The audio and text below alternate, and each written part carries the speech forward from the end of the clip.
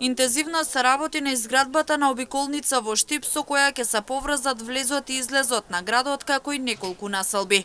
Денеска увид во градежните активности изврши градоначалникот Иван Јорданов, заедно со премиерот Христијан Мицкоски, како и неколку министри од влада.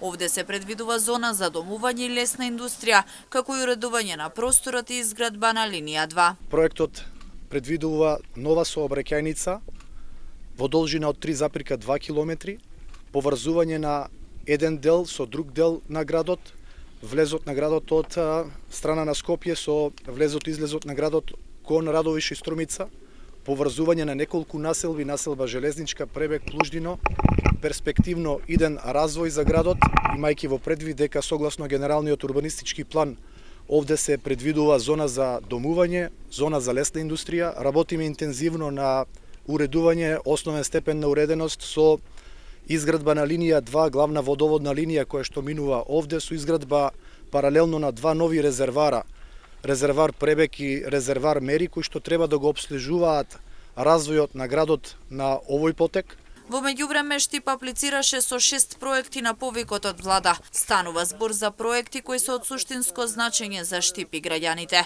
Овде пред се проекти од областа на патната инфраструктура, но и изградбата на парк Кале на Исарот, како инсталирање на SCADA системот. Еден од овие проекти е во продолжение на овој проект кој што денес се наоѓаме, тоа е во продолжение на обиколницата, изградба на еден парк на површина од 20.000 метри квадратни веднаш до Бањата Кежовица.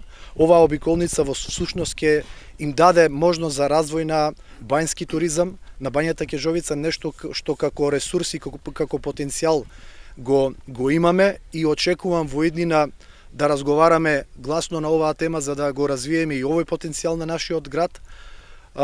Сакам да истакнам дека со новиот повик се аплицираше и со проект за булеварско уредување на излезот од градот во должина од 1,7 километри.